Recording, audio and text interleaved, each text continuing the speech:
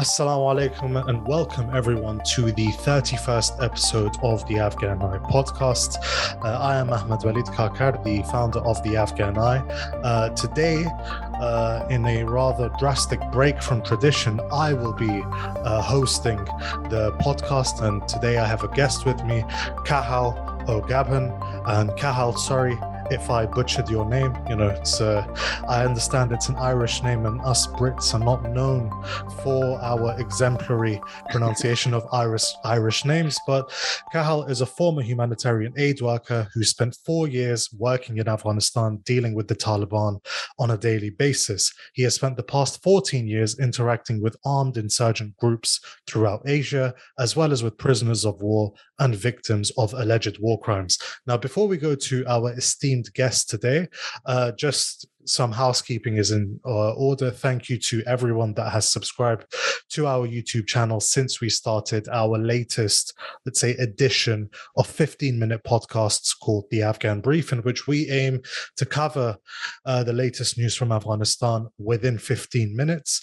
And for those that, thank you, of course, to our patrons and to those, whether that's on Patreon or on PayPal, because it is due to your support that we are able to have episodes of the Afghan Brief or host guests like Cathal. And just to, finally put this into perspective, Cathal recently wrote an article for the National Interest, the title of which was "The West is Getting Afghanistan Wrong Again." Now, before we get into that article, welcome, Cathal. I understand you speak some Pashto as well, so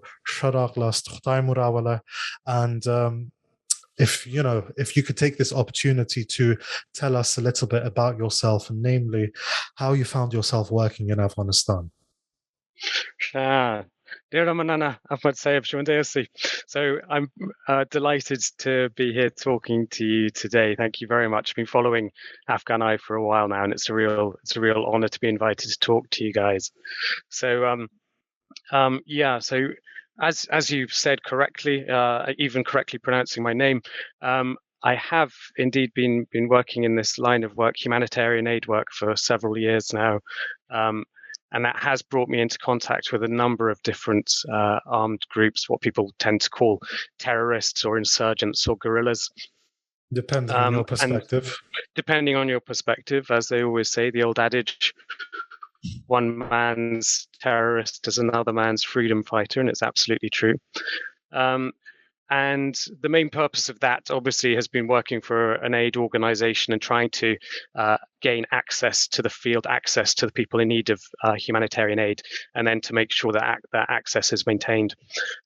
So what I've been doing is completely unpolitical or apolitical, but is often seen by people as being somehow against their own political ideas, because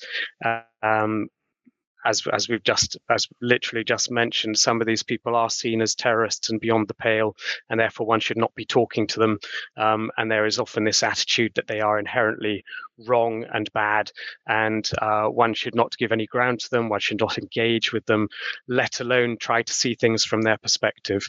And certainly I've learned over the past decade that if you don't try to see things from their perspective, then you can't really try to bridge the divide, and ultimately you are unable to improve the situation for the people who are actually affected by this violence the most, which tends to be civilians themselves.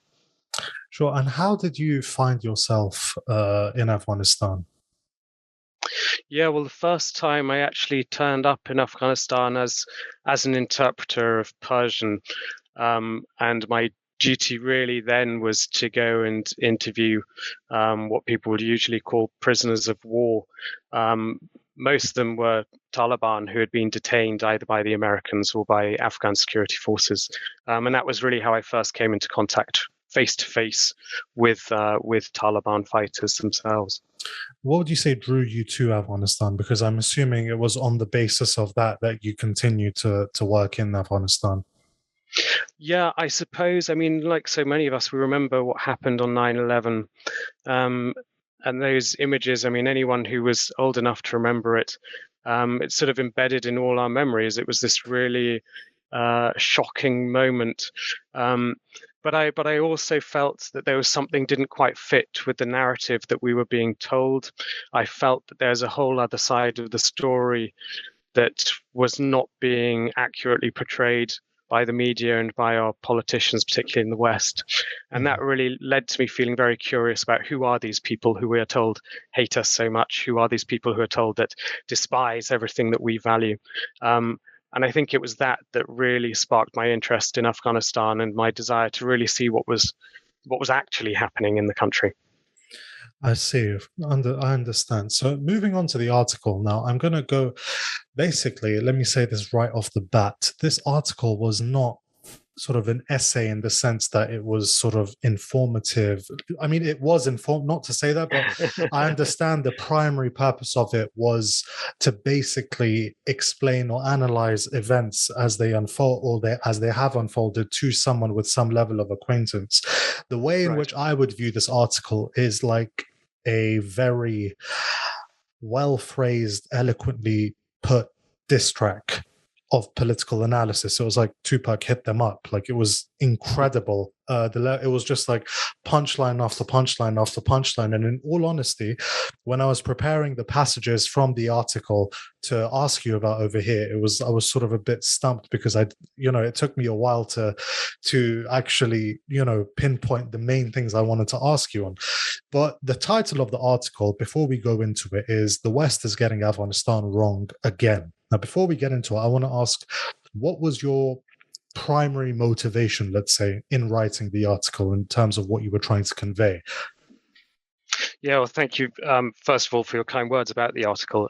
It's really gratifying that it has been appreciated by a number of different people whom I have a lot of respect for. So really, what I felt, it was really the culmination, I suppose, writing this article was a culmination of watching for the best part of a year, observing the interaction between the international community and the Taliban, and feeling more and more disappointed and more frustrated. I don't think I'm alone in that at all. I think many of us are feeling quite frustrated and disappointed by the way things are going, particularly when, for all that 15th of August was a huge disaster for many people, I think for most Afghans, I dare to claim that, I think for most Afghans, there was just an enormous sense of relief that the war was over. And I certainly shared in that sentiment, and I really thought now things can start to improve for Afghanistan after 40 years of this conflict. But what we began to see unfold was something quite different, and the West continuing to act quite antagonistically with the Taliban, instead of saying, well, look, yes, we have now been fighting for 20 years and it's come to an end, and thinking, well, let's put things behind us and let's try to move forward. It seemed to be that there was still very much a grudge being held, perhaps a sense of a loss of face by the West, that they had not succeeded in their goals despite the blood and treasure spent. And therefore, it felt as if the West was setting out to punish the Taliban, but the people who were primarily being punished, as far as I could see, were the ordinary Afghans themselves and not the Taliban. Mm-hmm. And would you say that, I mean, given that you've been intimately involved in Afghanistan over a number of years and you've dealt with the Taliban, like I said in the introduction, on a daily basis over a period of years, would you say you're surprised by how the West has dealt with the Taliban since the end of the occupation in August? I'm afraid to say that I am not surprised. And I think that's also one of the reasons that I felt that this article needed to be written. I don't really see anyone else presenting these sort of ideas. I mean, I understand that my article is very controversial, and there are many people who will be immediately turned off it simply because it is perhaps trying to see things very much from the perspective of the Taliban. I can relate. Right, absolutely, right. But I think if we want to improve things for the people of Afghanistan, then we've got to try to understand a bit more the way that their rulers think. And the way that the West has been responding to the Taliban, I'm afraid I do think it was a bit predictable, and perhaps a bit too predictable. I perhaps, from one point of view, perhaps I hoped for more, but I didn't really expect more from the West. I thought it would be more of the same old misunderstanding Afghanistan that's been going on for the best part of 200 years, really. Yeah, I understand. And I would, I mean, I guess there is an element of naivete that exists in all of us where we kind of just hope, almost infantile, right? Where we kind of just wish that, certain things have changed. But unfortunately, I guess we're on the same page and that things, I think everyone would agree, even the people that routinely insult the likes of you and me for seeing things differently, that things are not optimal. So there are a couple of passages from the article that I want to quiz you on, perhaps push back on, just to further gauge your perspective. So there's one bit in which you're explaining that after the collapse of the previous regime, and I quote, Western militaries immediately airlifted the vast majority of Kabul's middle class out of the country. Less a brain drain than a cerebral, and you're going to have to help me with the pronunciation here because I am aware this is a foreign word. Durchfall, I think is the word. Yes, it's German. A cerebral Durchfall, and deprived Afghanistan of vital economic stakeholders. Now, I happen to have Googled what a Durchfall is. And I'm sure that a lot of the people listening will have to Google it as well. So can you explain to us, firstly, the unflattering process of what a Durchfall is, and secondly, why you would say that, the airlifting of much of the middle class was not a brain drain, but a Durchfall instead?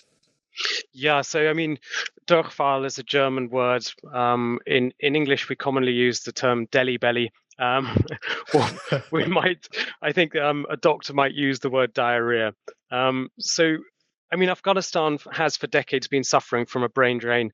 Anyone who can find themselves a job outside of the country has for decades been leaving, which has been a huge problem for Afghanistan. However, those who have been able to find a job in Afghanistan, and that was usually in the network which is linked to or was linked to the conflict economy, they remained, and they were still provided. They were still capable of being the more educated middle class. They were fulfilling very important roles in society and in the economy. Mm-hmm. Now, when the Taliban took over on 15th of August, all of this ended literally overnight. I mean, people lost their jobs overnight. People who'd had steady jobs.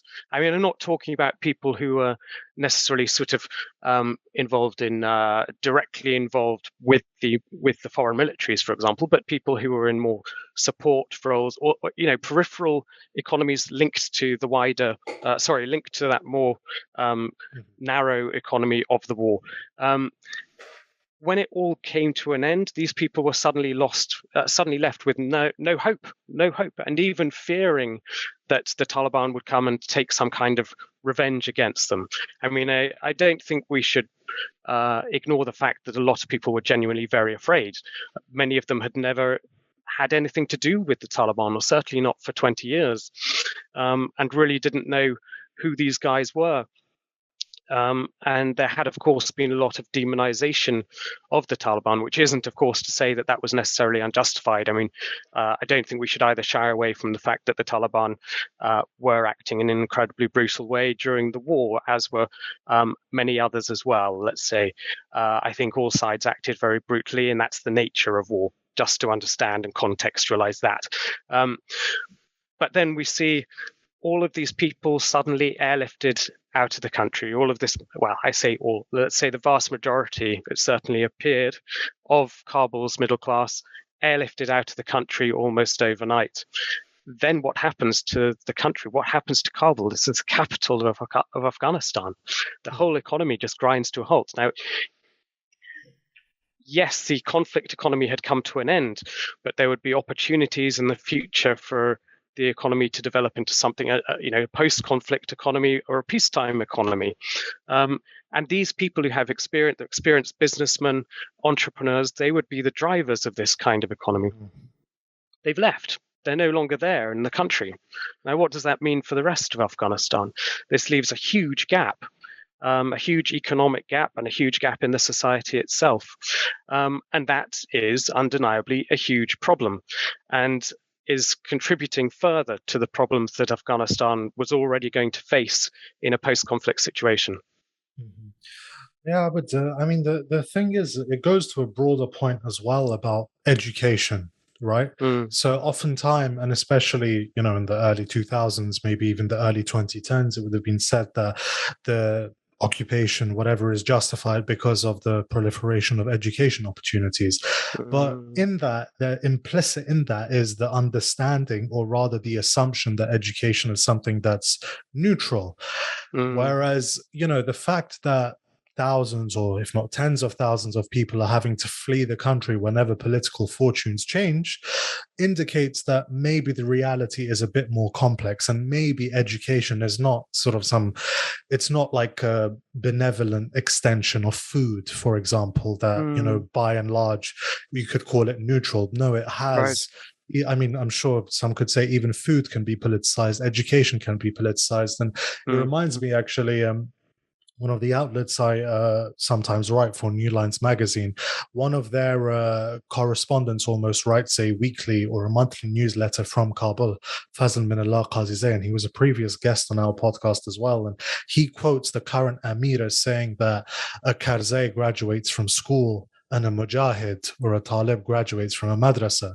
And a lot of people understandably criticize that as being, and having an antipathy towards education or modern education. But I think within that, there's also some wisdom to be derived, at least, as to how that section of society views the world, and that education is something that is very much an accessory of war.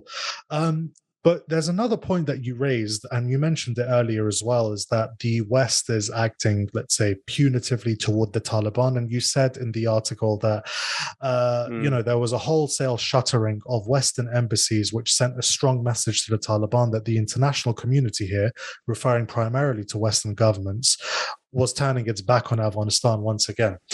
Now, to push back on that, would you not say that, the high level diplomatic activity and engagement we're seeing, whether, for example, it's summits in Oslo, whether it's routine meetings with US special envoys to Afghanistan in Qatar, would you not say that, at the highest level, there is still engagement going on, and thus it can't really be turned as a complete turning its back on Afghanistan? And, some of these embassies have reopened as well.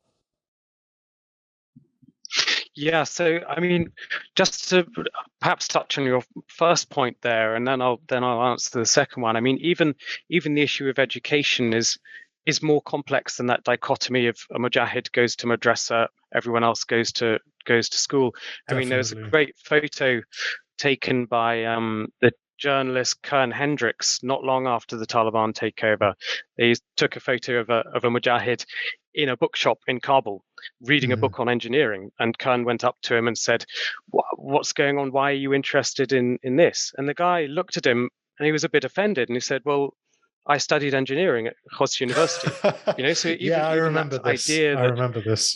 Even So even the idea that a mujahid should only study in a madrasa, I mean, that might be perhaps an ideal situation, or an idealized version of the reality. The actual reality is the actual reality. I mean, the reality is a bit different and a bit more complex. Now, to come back to your main point about the international community, it is true. I mean, my article was not to say that there is no engagement taking place. My article was more to say the engagement as it is taking place is not going right. It's not on the right track. There are some embassies and some Western governments that have been dealing with the Taliban for many years, actually. And I mean, the US being the one that's the most obvious. I mean, they started the Doha Agreement. They signed the Doha Agreement, but the actual process had begun about a decade before that. The Norwegians were very much involved, as they tend to be around the world. They're very good at being involved in peace processes and trying to establish peace processes. And that was therefore no coincidence that there was that summit in Oslo, for example. I think some governments and certainly some personnel who are dealing with the Taliban are more sensitive to these things than others. I know that there is also the problem that perhaps diplomats would like to go further, but because of their respective governments' policies, they're not allowed to. I do understand that there's that problem as well. And there's also the problem that we are all basically outsiders looking at tweets, looking at articles. We're not completely privy to what's said in those meetings. And I accept that I do not understand everything that's going on. I'm not privy to everything that's going on and all the discussions that are being had. But just looking at the way the general narrative is going, it is not going in the right direction. And you can see the Taliban themselves, for example, getting very, very visually tired with some of these continual questions about things like women's rights, about women's education. Now, I'm just waiting for a clamor of people to say, well, Cathal, those things are important. Are you saying they aren't? No, I'm not saying they're not important. What I'm saying is the way to tackle those things is not to go at it directly, because it's like you'll just be at loggerheads with the Taliban. There's got to be a more intelligent way of addressing all these things. And I think there needs to be a more indirect approach. There needs to be engagement on a broader basis. There needs to be, I just sort of throw out ideas here, but I think there needs to be the kind of engagement that foreign governments are able to show the Taliban what different systems of government look like in reality, not the theory, what it actually looks like in reality. And when I say different forms of government, I mean what different Western governments, how they function, because, for example, the US functions in a very different way to the UK, for example, but also different Muslim governments. I mean, Saudi Arabia is very, very different to one of the largest Muslim country in the world, although it sees itself as more pan-religious, perhaps. I almost said secular, which isn't correct, but more pan-religious, which is Indonesia. And they're able to function with another type of what many would see as majority Muslim government. And I really think that there needs to be the kind of engagement that builds a relationship between the outside world and the Taliban and exposes the Taliban to very different ways of functioning governments. The Taliban need help with this. This is clear. They've been focused solely on winning an insurgency for the past 20 years. Suddenly they won. Certainly this is as they see it. And now they're in power and they don't really know how to run a government. They need help. And to add to that, they also need to find a way to, I'd say, in Pashto, we have the saying, so to find a way in which neither the skewer is burnt and neither the kebab, right, which is to tick enough inclusivity points whilst distributing the spoils of war accordingly amongst its own faithful, which absolutely. I think a lot of people underestimate that, because human beings are, and when I say tribal, I'm not referring to Afghans being tribal and all of that, but human beings are tribal creatures with primal instincts, and there is that instinct to, we won, and we want to feel like we won, and the spoils must be distributed accordingly. Whether the spoils, obviously, in the olden days, the spoils would have taken a rather different form, but now it takes the form of privilege. And, it's a difficult balancing act, and you hear the criticisms of it quite a bit. So it is a conundrum that they are faced with. Now, you've articulated in your article pretty strongly and convincingly that the Taliban, and I quote, have, in italics, changed.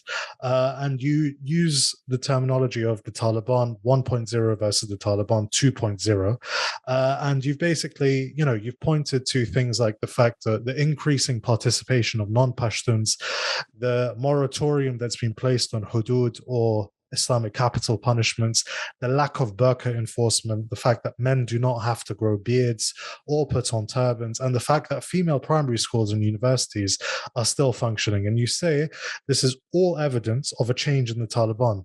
Small as these changes may be, they are significant and demonstrate, above all else, that the Taliban's ideology can adapt and evolve. Taliban 2.0 is real.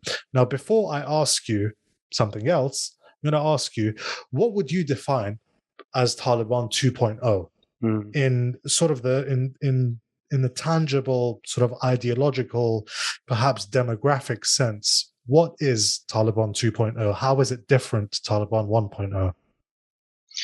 Yeah, it's a very good question. And I think we have to be careful not to overstate the changes that have taken place. I mean, even in response to my article, I had some people saying, those aren't even real changes. What, so taking selfies, that now means that they're completely different? And that's not really my point. My point is that they would not have been able to take selfies at all in the 1990s. It seems like a small and trivial thing, but their ideology in the 1990s was that the created image is absolutely forbidden.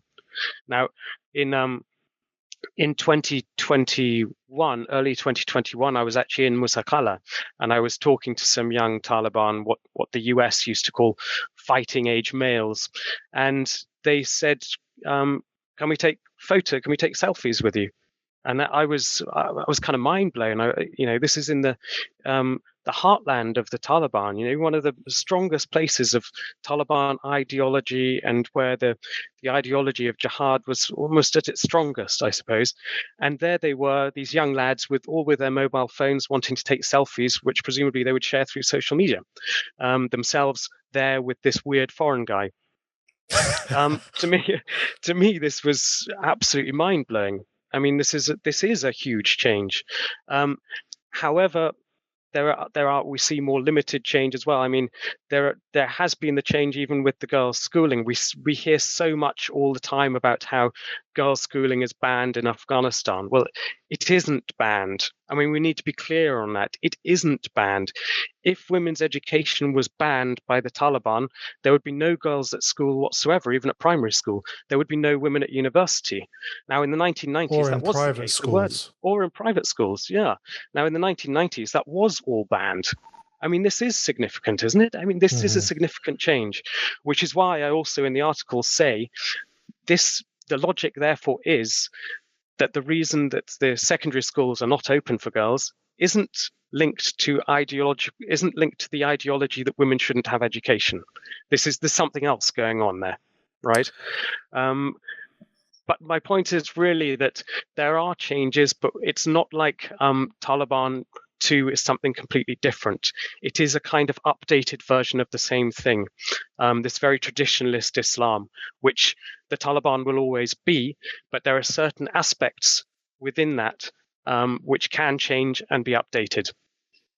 I guess in that sense, one of the paradoxes is that the fact that they were changed by the occupation of 20 years, it mainstreamed, normalized a lot of things that, like you said, selfies, which is foremost amongst American exports to the world, given the proclivity to vanity in that part of the world. Absolutely. But I mean, wouldn't you say that, the increasing participation of non-Pashtuns, the lack of burqa enforcement, the lack of, given the fact that there seems to be, I mean, if we're being honest, the Taliban that were sold to the world, that were sold to many of their own members, does exist, but it's not as exactly as we would have expected. And some of the decisions that we've seen taken, especially over the course of the last few months, may indicate that a lot of these promises and a lot of these superficial changes, one may say, are temporary, and eventually things will return to their default of the late 90s. Would that not be an argument that you could, potentially see the merits of, that this is all superficial and it's just a guise for them to gain further legitimacy? Well, first of all, to touch on one point you made and sort of to elaborate on that, I mean, it's one of those questions that's come up since the Taliban took over, particularly in the West. There has been this question: was it worth it? What did it achieve? All those lives lost, British and American soldiers, all those other NATO soldiers. What did it achieve? And I think I think we can say that, as you in fact said yourself just then, that the occupation did change some things. It did change Afghan society for better or worse, depending on one's point of view. But the fact is that Afghan society has moved on from where it was in the 1990s, and so one could argue that the Western occupation of Afghanistan did actually change the nature of the Taliban itself, which is an interesting point. It's also an interesting point because it's a reason why what one might call the hardline or more traditionalist Taliban, they are therefore very much opposed to any of that kind of modernization, because it is so linked to this kind of what they see as a colonial occupation of their country. Now that's where I think your question comes in. I mean, I think it is legitimate. I think it is a legitimate argument that these are temporary changes which may last for a few years, and then it's very possible that things could go back to the way they were in the 90s. It's something I'm a little bit afraid of, to be honest with you. I am open to that argument, let's say. I don't think that it's an illegitimate argument. I think it is a possible theory.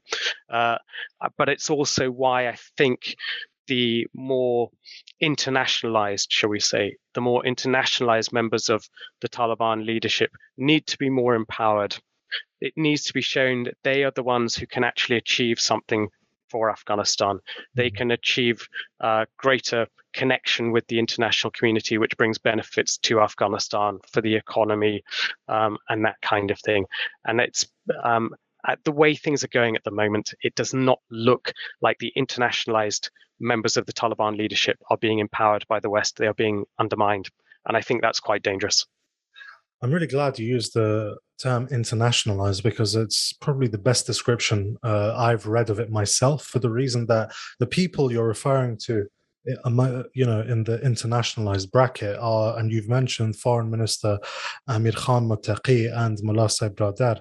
Now, a lot of the time, the reason I'm happy you mentioned internationalized is that people say, oh, well, the old and the young. And so, no, that's not really accurate, because Mullah Bradar was probably, you could call him a co-founder and very much old Taliban, the original guard of heavyweights. And Amir Khan Muttaqi is not exactly, in his mid-20s or mid-30s either.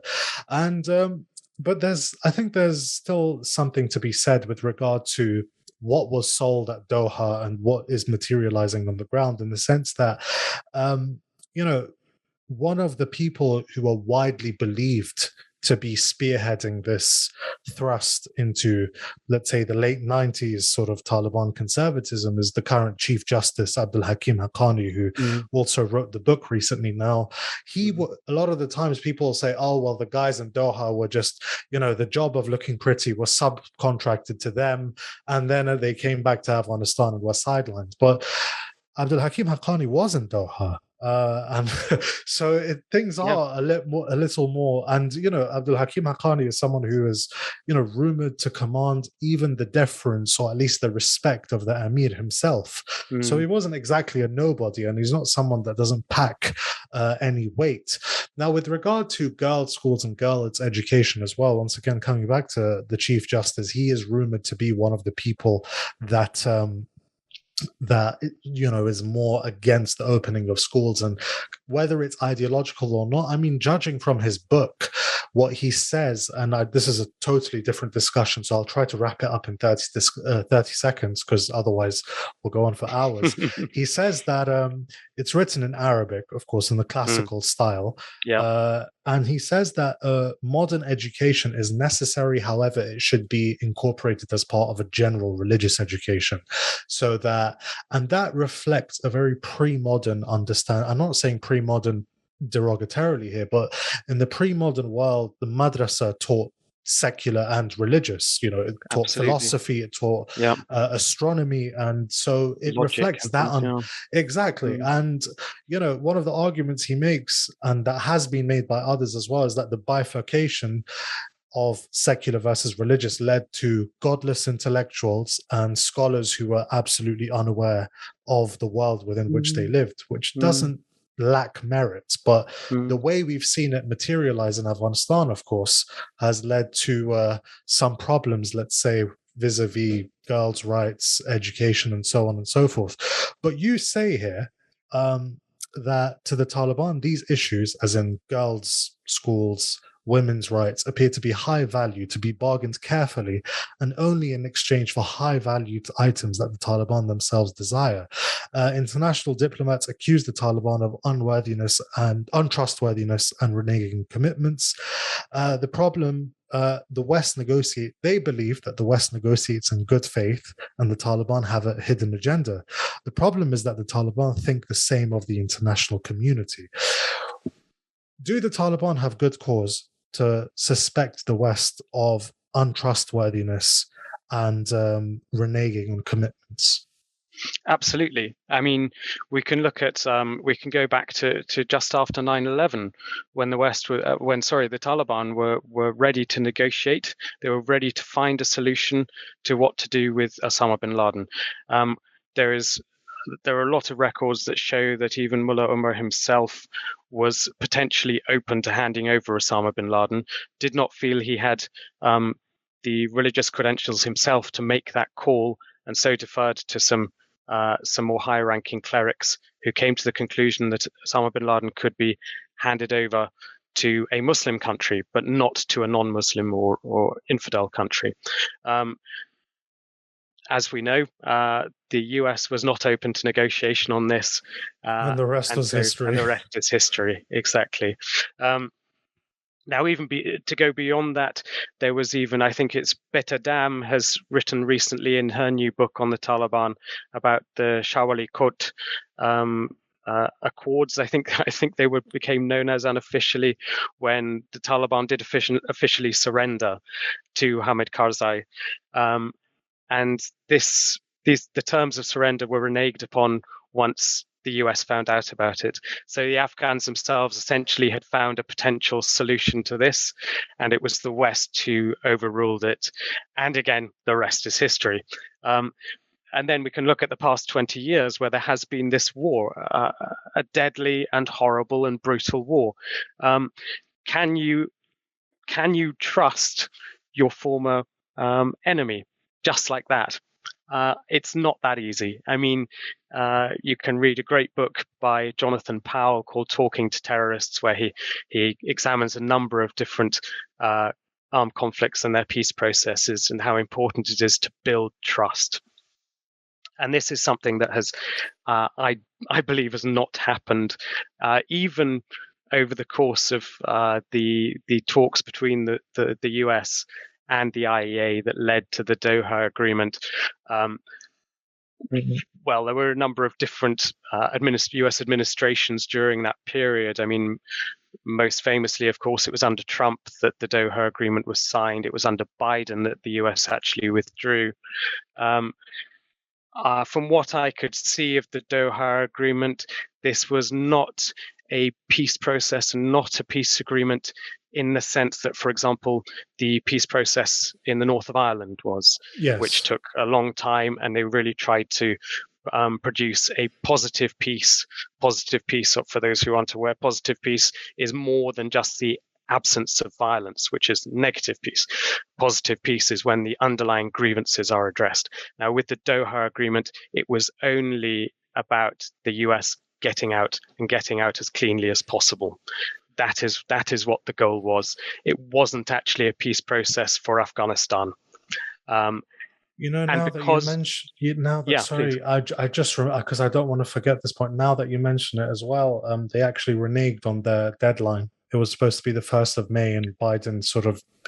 A lot of people say, "Oh, well, it doesn't matter," but it does. Like, if you say, "I'll be out by this date," and then unilaterally decide, no, I'm going to extend it by a couple of months, it matters. It does matter. I mean, I'm sure the US would also say that the Taliban broke terms of the Of agreement. course. For example, the way that they started to make a move on provincial centers. Um, I think the Taliban would say, yeah, okay, we started to make a move, but we didn't actually take those centers until after the US had already broken their terms of the agreement. So it becomes a bit tit for tat. But it's quite clear that there was no trust between the two parties whatsoever. Mm-hmm. And for that reason, we now have this situation where the West doesn't trust the Taliban, and the Taliban, yes, I believe quite legitimately, does not trust the West. Yeah, I think the trust deficiency on both sides is somewhat justified, and it is all about technicality. Because I mean, you could say the Taliban took many of those areas or the surrounding vicinity of many provincial capitals through, ironically, Jirgaz. Which would mean, we didn't take them, but well, if you want to surrender it to us, as we'd say in Afghanistan, Noshijan, so it's just one of those technicalities. But yeah, I guess especially after President Biden extended the deadline, it became a race against time. And after that speech, first it was, hundreds of districts falling, then it was a bit of a stale, it settled into an equilibrium. Then those 11 days happened, and the rest is history. But there's another point that you've raised in the article as well. And I, even as someone that critiques and has a lot of problems with the way in which Western media has covered Afghanistan for 2 decades, this sort of skipped or went over my mind as well. So you said on March the 20th, the Taliban Supreme Leader Hibatullah Akhundzada issued a decree banning government officials from unnecessary second, third, or fourth marriages. And on the 22nd of May, Deputy Foreign Minister Sher Mohammad Abbas Danakzai gave a speech to a room full of Taliban in which he criticized Afghan culture for ignoring women's rights as they are granted by Islam. By doing so, he also implicitly criticized the Taliban's hardliners. Neither of these moves appear to have received so much as the blink of an eye from the international community. There was another thing as well, in that the Taliban, the Amir Hibatullah, banned sort of the sale of girls and blood feuds and so on and so forth. So that's another thing that I remember as well. So you're right, and that's something that I missed in my article. I mean, that one I recall that came out. We just reminded each other. Yeah, we reminded each other of it. Absolutely. Yeah. So you're saying that. So you've said pretty accurately that it didn't receive so much as the blink of an eye from an international community. Why is that? What is the reason? I mean, your guess is as good as mine. Part of me wonders if there is a consensus in the international community not to give the Taliban credit for anything, whether it's for fear of being duped, because again it comes down to the trust issue, and therefore being humiliated if one shows too much or expresses too much praise for anything the Taliban does. Or whether it's simply consensus on the basis that, no, we're going to keep the pressure on until they have resolved these issues of inclusivity and women's rights. Then we're keeping the pressure on and we're not giving them any credit for anything. There is a huge problem here. There is a great book, I'm going to start listing books, but a great book that came out last year by a guy who's very famous in Afghanistan and certainly in the tribal areas of Pakistan, a guy called John Muhammad Butt, who is an Englishman who became Pashtunized essentially over about 50, 60 years living with the Pashtuns. And he recalls a story in his book, which is called A Talib's Tale, that the Taliban back in the 90s had no plans whatsoever to destroy the Buddhas of Bamiyan. Mm-hmm. Now, a journalist, I think it was for AFP, but I take it back if it was someone else, a journalist approached a local Taliban commander in Bamiyan and said to him, what do you plan to do with these Buddhas? And the Taliban commander said, oh, we'll probably destroy them. Now, this was put out in Standard day in around the the office. world. Yeah, exactly. This was put out around the world as if the Taliban planned to destroy the Buddhas of Bamiyan. Now, the Taliban leadership, meanwhile, was saying to journalists, "Why the heck are you interviewing random Taliban field commanders about government policy? This isn't something we plan to do at all." Then we move forward to when the Taliban banned opium production, as they have done again now, by the way. And the international community, again, didn't exactly. I mean, we're seeing an exact replay of, I think it was 2000 that they actually banned opium the first time around. We're seeing exact replay where the Taliban do this thing which the international community should be delighted about. I mean, we've had this war on drugs for the past 30, 40 years. To have the one place where 90% of the world's heroin is produced, to have that suddenly brought to an end by the government that is in power, and a government that can really enforce these things, the West should be pretty happy about this. Now, in 2000, the West looked at this completely cynically and said, "We'll believe it when we see it." Mm-hmm. But it had actually happened. I mean, this is on the record. The Taliban had banned it and they had enforced that ban. Now, the Taliban were expecting some kind of concessions from the international community through doing this. They got nothing. This put them into a mentality where they felt that whatever they did, they would not get any concessions. No matter what they did, the international community was just going to be unfailingly opposed to them and sort of opposed to their very existence on the basis that the Taliban are the Taliban. And so they thought, well, look, in that case, let's assert ourselves. And so John Mohammed Butt describes how it was at that point the Taliban, someone in the leadership, hit on this plan. Let's destroy these Buddhas. Let's poke the international community in the eye. Now, it's quite an interesting one because it didn't actually do anyone any harm. It's also an interesting one because from the perspective of Buddhism, by the way, the Buddha himself always said, you should not create images of me. You should follow my teachings, not create images. So, by the way, building Buddha images is technically, arguably, against the teachings of the Buddha himself. It's haram. It's haram. I mean, sometimes these religions have more in common than we think they do. Of course, from the point of view of World Heritage, it was a tragedy. I think it's also important, however, a small footnote here to notice that this was not the first time those Buddhas had been damaged and their faces had been removed by previous dynasties had tried and failed. Exactly. So this wasn't something completely new and completely out of nowhere. The underlying point here, however, I'm getting sidetracked on kind of other points of interest, but the underlying point here is that happened because the Taliban felt boxed into a corner and they wanted to lash out in some way and assert themselves. And my fear is that the international community is repeating that same mistake. Yeah, I think, speaking of things repeating themselves, they literally are.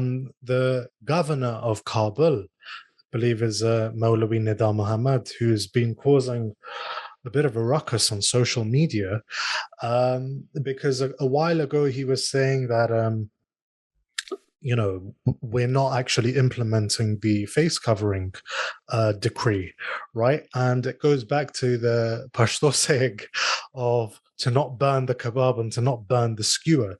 So they definitely have these elements, including the governor of Kabul, which is obviously a pretty powerful position, where they feel like, it's not just we should advise people as to what our view on whichever social issue is.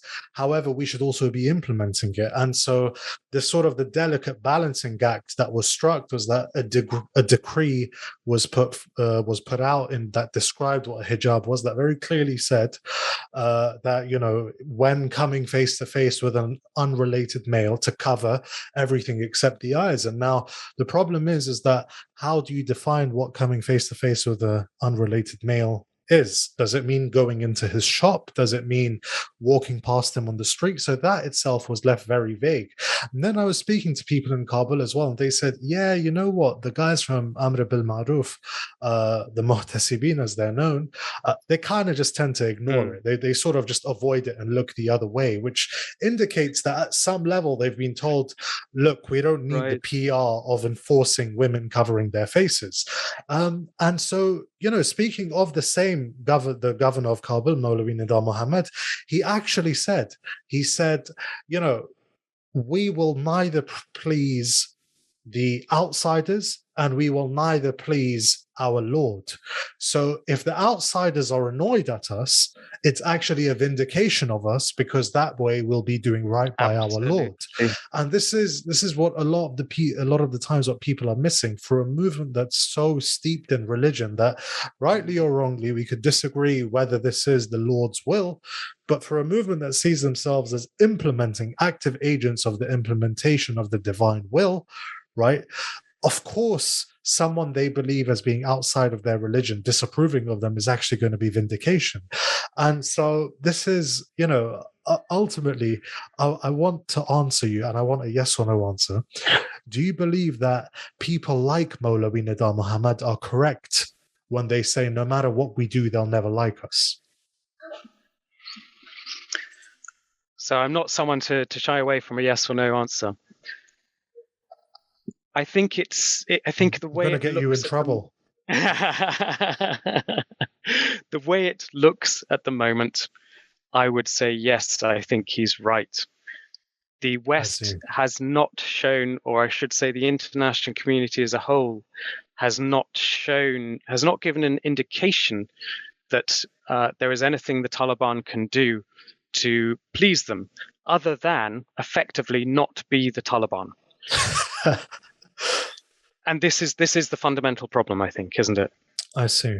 Okay, yeah, I would agree with that to some extent, but I'm going to follow it up with another question. You basically, you described the ongoing dialectic between the international community and the Taliban, quote, as a dialogue of the deaf. And I'm not going to say the French that you actually used, because I don't want to embarrass myself. But you basically, this diplomatic dialogue, deadlock that you've described, how much responsibility to the current government in Kabul would you attribute for that diplomatic deadlock? I mean, surely they're not totally, they certainly haven't helped themselves. You're right. I think that, however, comes back round to what I was saying earlier about how the Taliban need help, they need support, they need advice, they need kind of almost like training in how to be a government, how to be a government and a member of the international community. And this is exactly where I think it's because I think that the Taliban do have to take responsibility for their own failings. They don't necessarily realize what their own failings are. This is part of the problem. There needs to be really deep engagement with them to get them to understand what their responsibilities are, because they don't understand what their responsibilities are as a government. There's an added problem here as well, of course, that as they are not recognized as a legitimate or legal government of Afghanistan, then there is a question as to what responsibilities are anyway. Mm-hmm. If they were recognized as the legitimate and legal government of Afghanistan, then it'd be quite clear what their responsibilities are under international law. If they are something else, then what exactly are their legal responsibilities in Afghanistan? Mm-hmm. It leaves it a bit more vague, and it makes it, in a way, it makes it a bit easier for them to play it both ways. Now, I think, getting really back to your question there, just to repeat again, I think they do need to take responsibility for at least half of this. But the problem is the people, they don't realize what their responsibilities are, and they need help to be shown what a responsible government is and how it functions. We actually have another Pashto saying for the dynamic you described with regard to essentially trying to get someone to fulfill their responsibilities without giving them their privileges. And I believe it's the Kamashran Mashartob Ghwari, Kashran the Dunya Dod Ghwari, which is if the elders want the privilege of leadership, the youngers too want sort of the prevailing custom of the world, which is basically kindness and generosity extended to them. Yeah, Dan, a lot of Pashto sayings and proverbs There's being one used. there's one for every occasion. Yeah, literally. But No, but it's I think one of no. No, carry on, please. No, I was just going to say one of the really deeply problematic things about discussing this issue is that inevitably one ends up talking in sort of dichotomies, and I think as you touched on before, it isn't as simple as kind of hardliners against moderates. And even you reminded me that Graham Smith recently wrote an article for Crisis Group in which he was making the point that some Taliban leadership are moderate on some issues and hardline on others. So it isn't even as simple as there being sort of two separate factions. It's much more complex than that. And even, we see a generational, there is to an extent a generational difference, but as you mentioned before, that isn't completely the case. I mean, Mullah Barodar, the reason he was called Barodar in the first place was a nickname given to him by Mullah Umar, a kind of joking nickname to give it to him in to call him Barodar as opposed to Wurur. It was a little joke coming from the Persian rather than the Pashto. There's also there's a slight, I would say, a fault line between the grassroots of the Taliban and the leadership of the Taliban as well. And then, of course, between the Pashtuns and the Tajiks and the Uzbeks and, of course, the few Hazara as well. So it's very difficult, I find, to discuss all these things whilst also hitting on all these different points. And the point we're really hitting on now is the problem of international pressure on the Taliban versus their own internal pressure that they have to deal with to maintain their identity as Taliban and what it means to be Taliban. The West really wants to change them into something else. Those who are more internationalized might want to take the Taliban on a more internationalized journey, if we can put it like that. But then there's a fear from other quarters that means losing the very identity of what it means to be the Taliban.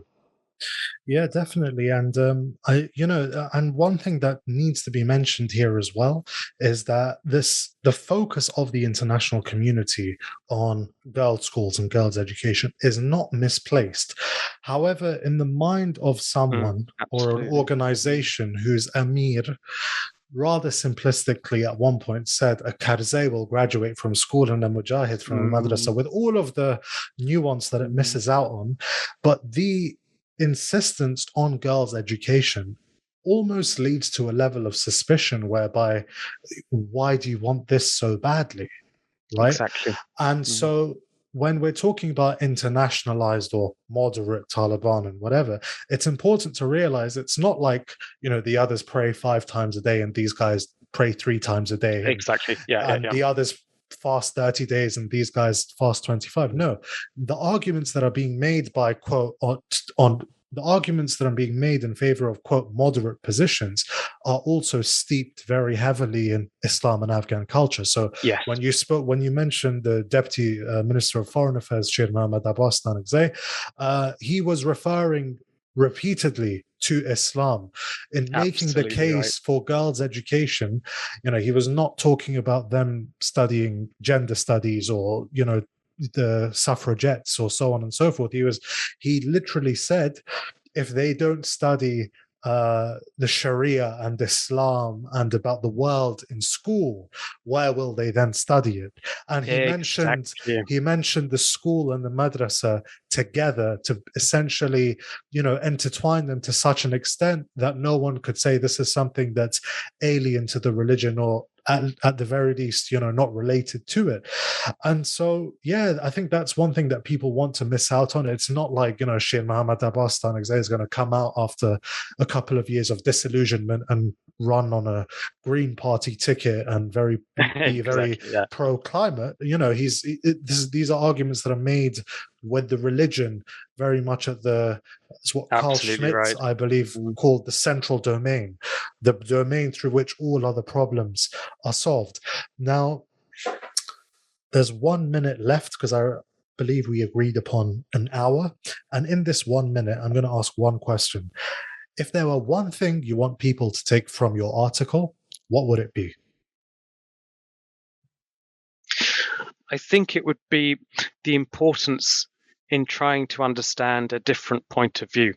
I think it would be the importance in trying to find an indirect way to address problems. And I think, again, tying in with something you've just said, we see in particular human rights organizations continually tweeting about how the Taliban must respect international human rights law. They must allow girls to go back to secondary schools. They must have greater inclusion. They must respect women's rights. And it's all very much framed within the basis of kind of the international legal system. Now, as you've just said, Sheikh Mohammed Abbas Staniksai, he made the point that he was making a similar point, but basing it and couching it in Islamic terms. And I think those are the kind of conversations that need to be had with the Taliban. They need to be asked, they need to be encouraged to reflect upon what does Islam actually say about these things, because endlessly quoting international law at them is not going to work. They have fought for 20 years, arguably for 40 years, to get out of that kind of system and to establish a legitimate and, as they see it, pure Islamic form of government. And I think that is exactly the way that it needs to be approached. We need to be having conversations with them on the basis, or on their own terms, essentially, and not trying to persuade them to understand us. We are the ones that also need to understand them. Definitely. I would, and this is the thing, it's that a while ago I wrote an article for New Lines magazine, right, speaking about Amr bil Ma'ruf, the Ministry of Vice and Virtue, its history. Excellent article, by the way. Yeah. Thank you. So one of the things I'm trying to, with this article, there are numerous things I'm trying to sort of get people to understand. One of them is that, funnily enough, we've been here before. Right, as Afghans, unfortunately, we have a very poor sense of history. Not because we're less developed or less evolved or whatever, but if you tell an Englishman, for example, the 1600s, you'll be like, "Oh, that was ages away." Right? If you tell an Afghan 1930, it's the same thing because of how eventful the last 30, 40 years have been. Right. So, but the point is that over time, this, the lurching of power from secular elite to religious conservative, if we just give it, then this isn't to say that what the Taliban are doing is justifiable or right or whatever, but if we just allow societal mechanisms to come into play within a broader cultural national framework, maybe, radical idea, maybe we would achieve more. We would make more tangible progress than 20 years of war. Radical suggestion. You're crazy. You're crazy. I mean, it's funny. I totally agree. Yeah. It's funny that the discourse would dictate that such a proposition is radical, but 20 years of war, trillions of dollars spent that ended defeat anyway is totally normal. It's the moderate position. But I couldn't agree more. And it's one of the things that I mean, many of my tweets and certainly that article in particular were greeted by that kind of criticism, like, why you propose? How dare you propose that we actually talk to these people and try to understand them? We need to destroy them. And yes, exactly. I was the one being accused of being somehow an extremist.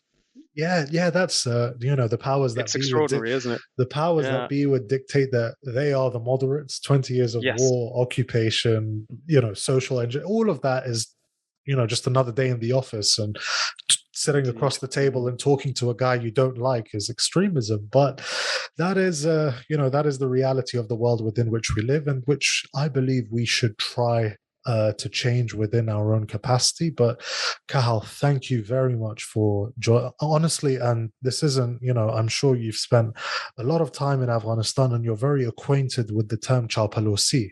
This is not Chapalosi, but this is honestly a discussion I have personally enjoyed very much. So thank you for agreeing to come on to, for giving us your time and participating in the discussion with us. And because this podcast will only be shared in audio format, I'll just put your @ underneath with your Twitter profile picture underneath, your @ being underneath your Twitter profile picture. Yeah, and for all of our listeners, thank you as well for the book recommendations, because over here we tend to like reading books, and I like to think that my listeners as well are the same. So thank you very much. And to everyone that is listening, that was our 31st episode of the Afghan Eye podcast.